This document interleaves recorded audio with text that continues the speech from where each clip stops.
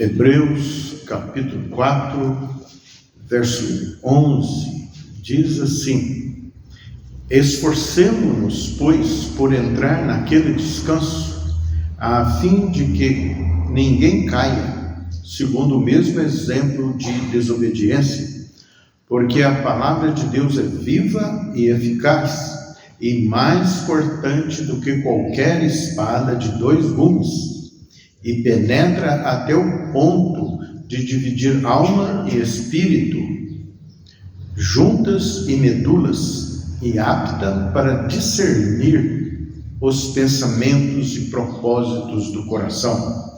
E não há criatura que não seja manifesta na sua presença, pelo contrário, todas as coisas estão descobertas e patentes aos olhos daquele a quem temos de prestar contas.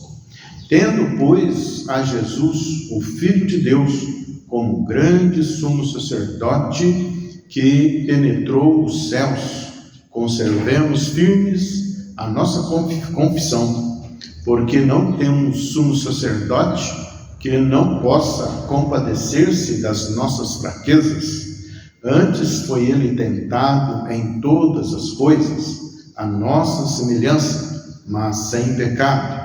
Acheguemo-nos, portanto, confiadamente junto ao trono da graça, a fim de recebermos misericórdia e acharmos graça para socorro em ocasião oportuna. Que esta palavra diz, fala que resta um descanso para o povo de Deus.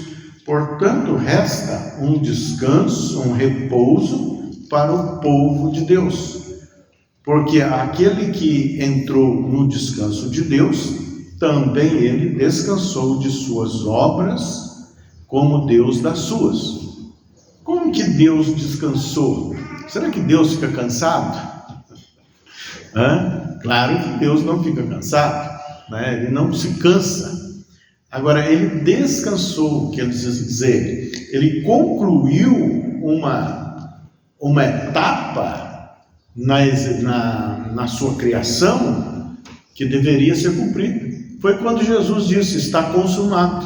Está consumado. Então Jesus é o nosso descanso, porque ele trabalhou, ele obrou, ele passou pelas provas, pelas provações, pelas humilhações, pela morte, para nos resgatar do império das trevas. Foi isso que ele fez. Então ele descansa, quer dizer, está consumado, quer dizer, eu fiz, e agora vocês entrem nesse descanso, porque eu já preparei esse descanso. E o descanso de Deus é a palavra de Deus, é Jesus, Jesus é o descanso de Deus. Enquanto muitos estão falando que tem que descansar no domingo, no sábado, na quinta, na sexta, o descanso de Deus, o nosso descanso é Jesus.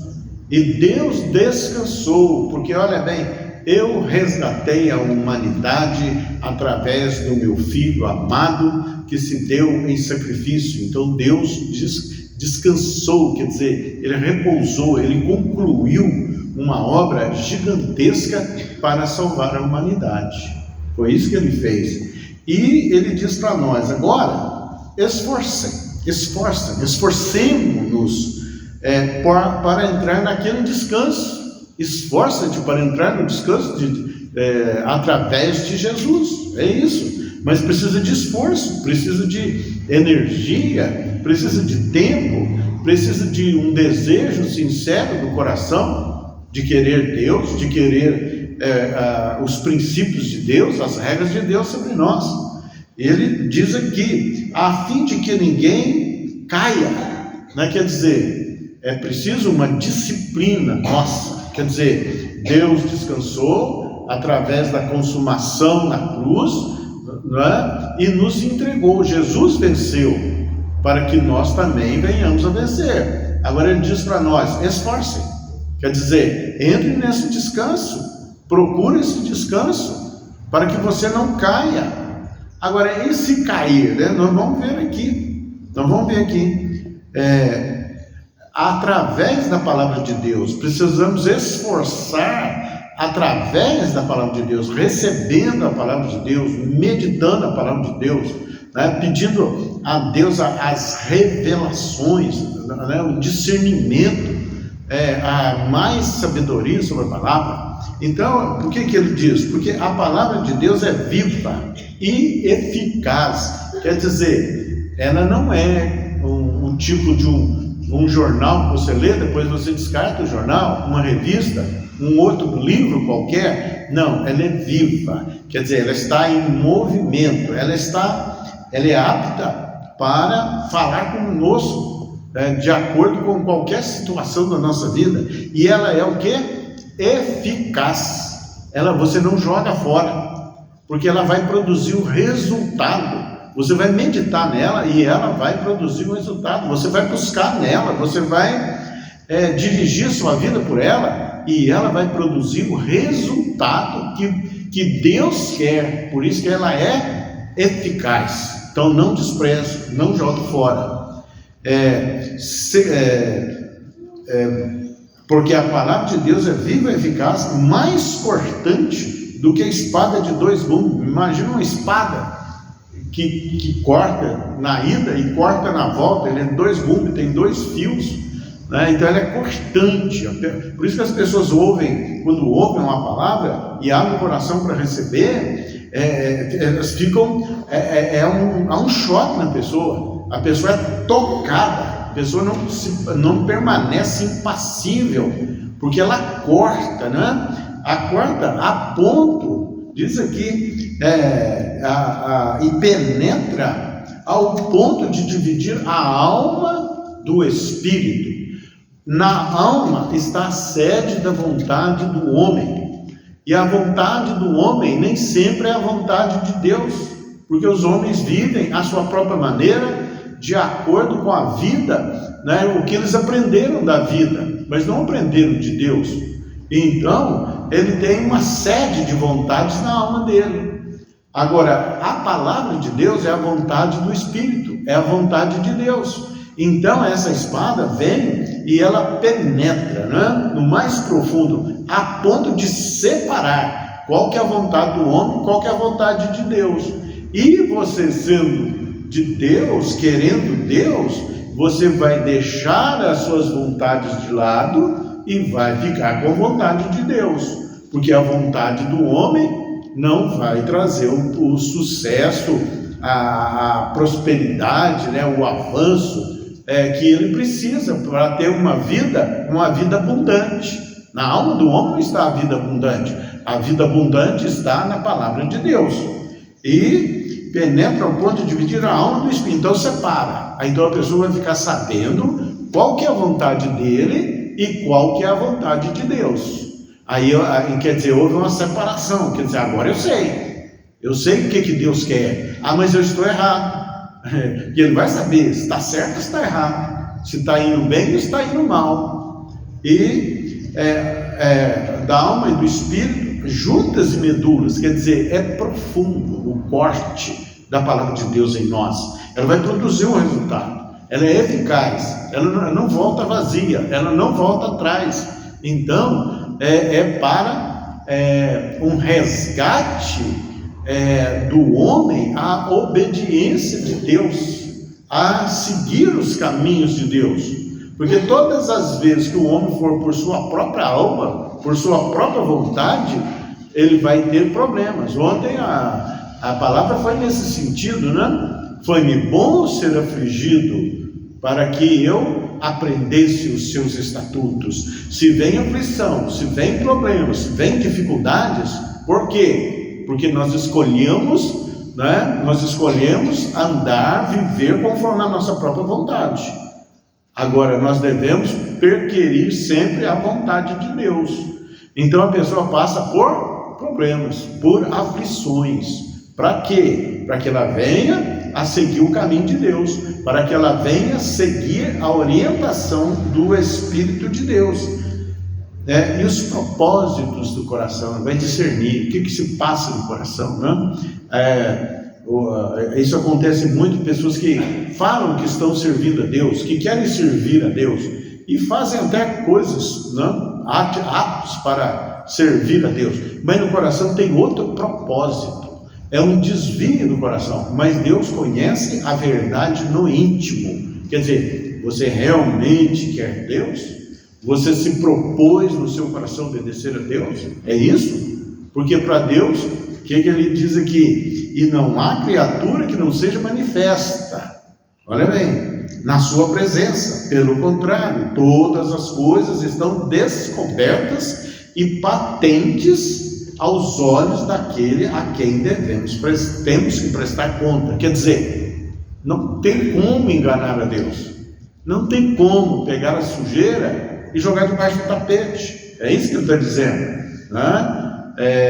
Todas as coisas estão patentes. Quer dizer, eu posso até me fingir, né? Posso pôr até uma roupa uma roupa branca, como usa por aí, né? Mas para demonstrar para os outros, né? Foi isso que Jesus falou: sacerdote, vocês alargam os filatérios das roupas de vocês, né? Vocês usam roupas diferentes que distinguem você das pessoas, mas por dentro vocês são sepulcros caiados, né? Então Deus, ele não vê como a gente vê, ele vê o coração, ele vê o nosso interior, ele vê a nossa vontade, a nossa sincera vontade.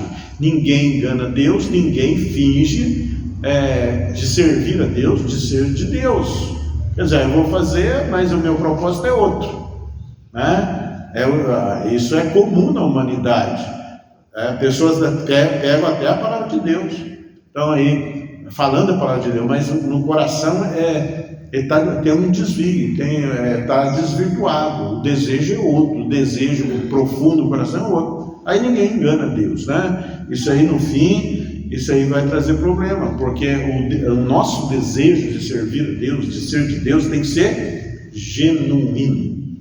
Foi isso que João Batista pregou, para se produzir, pois, frutos dignos de arrependimento. Senão, fruto digno, quer dizer, a nossa, vai ter atitudes nossas que vão demonstrar que realmente nós nos arrependemos da vida pregressa, nós nos arrependemos das transgressões. E prosseguindo, ele fala: tendo, pois, Jesus. Então nós temos Jesus, a humanidade tem Jesus, o crente tem Jesus, aquele que quer Deus, ele tem Jesus. O Filho de Deus, como grande sumo sacerdote que penetrou os céus, conservemos firmes a nossa confissão. O que é a nossa confissão? Sendo discernido, né, o que é de Deus, o que é a vontade de Deus, o que é a nossa vontade, mas aí nós somos o que? Envoltos de fraquezas. Nós não somos super-homens, a questão é essa. Há tropeços na vida dos homens, né? Uns menos, outros mais. Então, mas nós temos Jesus, é isso que ele está falando. Você tem Jesus, você não é um super-homem, você não vai conseguir por você mesmo, porque vem forças espirituais, pelejas espirituais, que vão querer jogar você no chão. Você só vai vencer se você estiver aliado a Jesus Cristo. Então, ele diz aqui que penetrou os céus, conservemos a nossa confissão. Então, Senhor, eu estou fazendo isso, eu estou caindo, eu pratiquei coisas ilícitas e eu estou sendo vencido, eu estou sendo tentado. É preciso reconhecer as nossas fraquezas, é preciso isso. Muita gente fala: não, eu vou, aceita Jesus, fala assim: não, vou dar a volta por cima, não, porque eu sou tal, não, agora eu conheço a palavra de Deus, né? E eu sou hábil, eu já venci tudo. Não, nós temos que reconhecer as fraquezas e nós temos que vigiar as nossas fraquezas. Cada um tem uma fraqueza em áreas, em uma área e em outra área. Pessoas caem, pessoas tropeçam, não é que elas querem, né? É que elas estão presas na vontade da alma, e aí tem forças espirituais que vão impelir aquela pessoa a andar fora dos caminhos de Deus.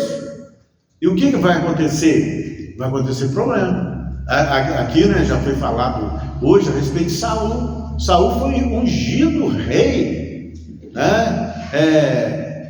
Era servo de Deus, mas ele saiu, ele não observou os ditames de Deus. Qual que foi o problema? Ele teve inveja de Davi, porque Davi produzia, né, resultados muito maiores do que ele, então ele teve inveja, e a inveja, ela foi abrindo porta para outros ataques a ponto dele buscar recursos espirituais em que não era de Deus, na profetisa lá de Endor, né?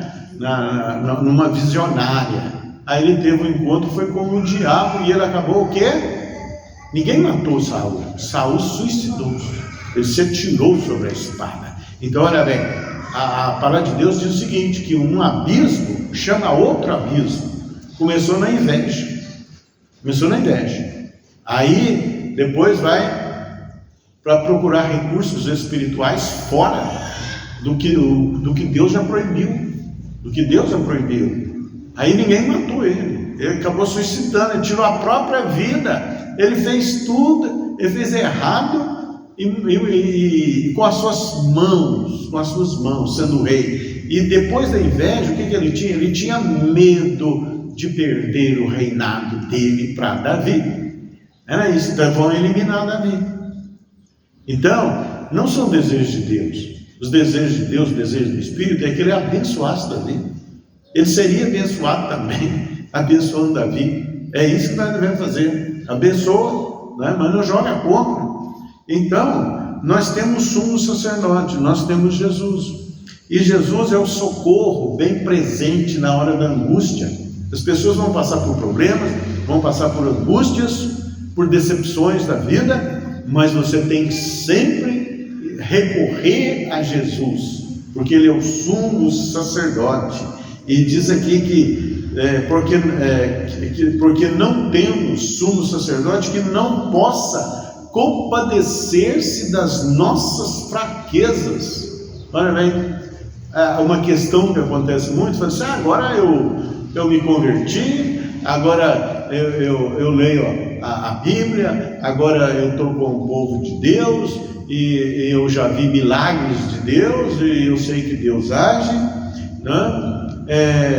Mas aí ele teima em querer Deus, mas agindo também por conta própria, sem contar com a cooperação e a ajuda de Deus, o socorro de Deus. Uma vez chegou para mim e falou assim, pastor, eu me converti e tal, mas eu já pelejei para deixar cigarro, fumava, né? O que eu tenho que fazer? Descansa em Deus, Ele vai tirar.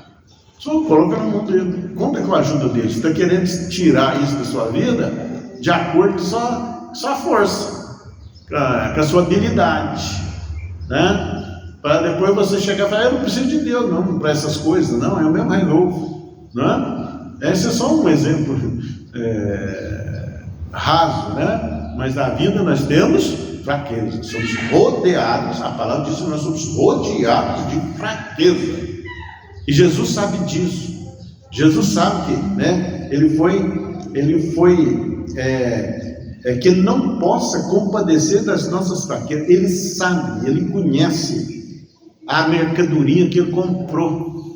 Ele sabe que nós não somos super-homens, e nós não podemos nos garantir como super-homens.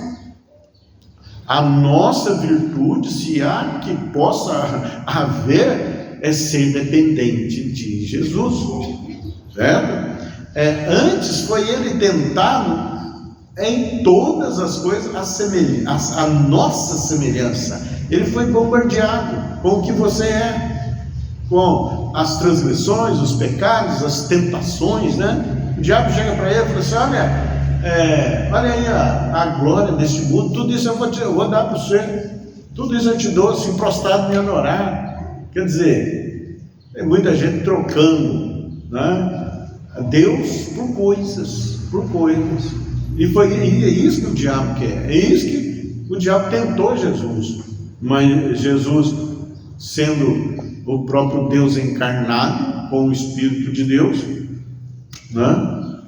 Por isso, só ao Senhor está escrito, né? Ele foi na palavra, está escrito, só ao Senhor adorarás, só a Ele darás culto, né? Não vou trocar Deus por, já foi louvado aqui, palácios, né? Não, nunca troca. Deus te dá palácios, pode te dar palácios, mas não coloque, não troque, né? Com Ele você vai ter palácios, pode ser, né? Mas não deixe o seu coração ser influenciado por isso. Não deixe, né? E nunca diga que foi a força do seu braço que adquiriram estas coisas. Ele fala assim, vocês adquiriram porque eu sou bom. Foi eu que dei para vocês, né? Ele diz lá em Deuteronômio, porque ele é, não porque nós somos bons, mas porque Ele é bom. Ele trabalha para aqueles que nele esperam. Ele é o nosso ajudador, Ele é o nosso descanso. Jesus é o descanso, porque acheguemos-nos. Ele fala aqui da confissão. O que é a confissão? Você sabe a sua vontade, o seu procedimento, e você conhece a palavra de Deus. O que nós devemos fazer? Nos amoldar à palavra de Deus e não recalcitrar, quer dizer, insistir nos nossos procedimentos errados. Aí, como a palavra de Deus é viva e eficaz, isso vai ser bem definido em nós. E o que nós vamos fazer? O que nós vamos fazer? Aí é uma confissão. Eu estou errado. Eu não quero isso. Eu não quero isso. Me socorre na minha fraqueza, eu confesso a minha transgressão. É isso, né? Aí eu me arrependo dessas coisas, porque o desejo de Deus não é que a pessoa fique caída, não, o desejo é que sempre você se levante. O homem de Deus cairá, mas não ficará prostrado, cairá 7 vezes, mas o Senhor o levantará. Essa palavra é uma palavra de socorro, é palavra de socorro.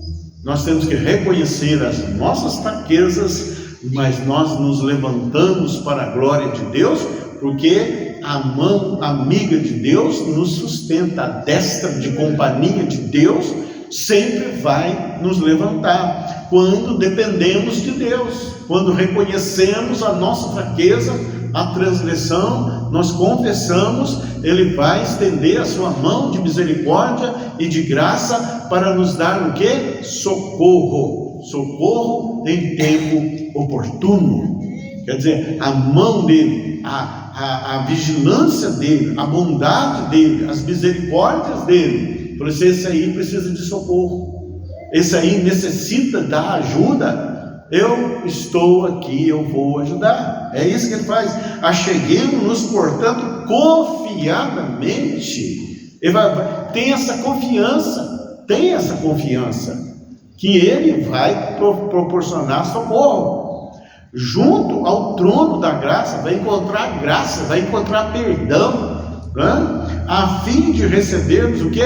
Misericórdia. A fim de receber misericórdia, precisamos da misericórdia de Deus. Ninguém é super-homem, super-mulher para vencer as dificuldades, os problemas da vida. Vem armadilhas de toda forma para que você caia, para que você não vá, né? Para te obstar, parar o teu caminho, travar a tua vida, né? Para recebermos misericórdia e acharmos graça para socorro em ocasião oportuna. Você pode saber, na pior situação que você tiver, você vai só dizer algo assim: eu não consigo sair. E eu não sei como que Deus pode fazer para me tirar dessa situação, para me reconciliar com Ele, para Ele ter misericórdia de mim. Eu não sei. Para mim é impossível. Para mim é impossível. Mas eu estou confiante de que para o Senhor não há problemas que o Senhor não possa resolver. Não há dificuldade para o Senhor, não há impossível para o Senhor. Então, isso eu aprendi de carteirinha, de viver isso. Por isso, Senhor, eu não vejo saída. Eu não vejo saída. Agora, eu confesso a minha transgressão.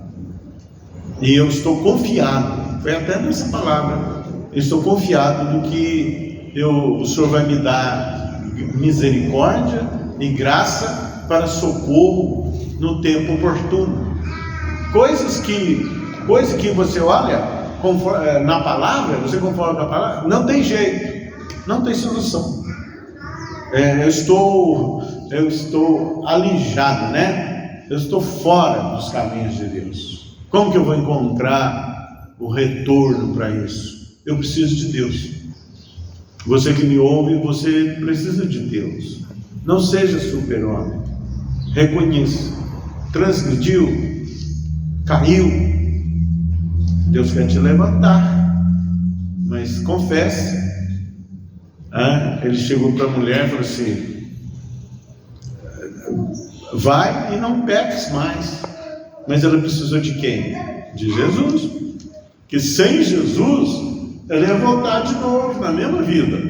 Ia voltar na mesma vida. Sem Jesus, você cai e você não levanta. Mas com Jesus, se você cair, que Deus permita que nunca isso aconteça, Ele vai te levantar. Ele vai te dar. Ele é o príncipe da paz. Você entra em acordo com Deus. Não importa o caminho errado que você pegou, você vai receber misericórdia. Aí que está a misericórdia de Deus. O povo fala da misericórdia de Deus, mas nem querem saber quem é Deus, nem querem dar ouvidos à palavra de Deus, nem querem confiar que Jesus é poderoso para te tirar dos laços malignos que vem contra a tua vida. Agora, é necessário nós sabermos das nossas fraquezas. Isso é inevitável. Quem é o forte dos fortes? Aí, por isso que a palavra diz: quando sou fraco, aí que sou forte. Paulo, o bem que eu quero, isso eu não faço, mas o mal que eu não quero, isso eu faço. Mas ele estava grudadinho em Jesus, né? Jó ficou grudado em Jesus. Eu sei que o meu Redentor vive e que certamente se levantará sobre a terra. Eu sei em quem tenho crido. Olha bem, você sabe em quem você tem crido. Então você que está na situação difícil, acha que não tem volta, acha que não tem retorno, pessoas que desistiram, ficaram decepcionadas consigo mesmo. O Senhor está mostrando pessoas que vão ouvir isso, estão decepcionadas consigo mesmo, e por isso estão virando as costas, e por isso às vezes até quer falar mal do Evangelho, falando mal de Deus, se levantando contra Deus. Mas o Senhor é cheio de misericórdia.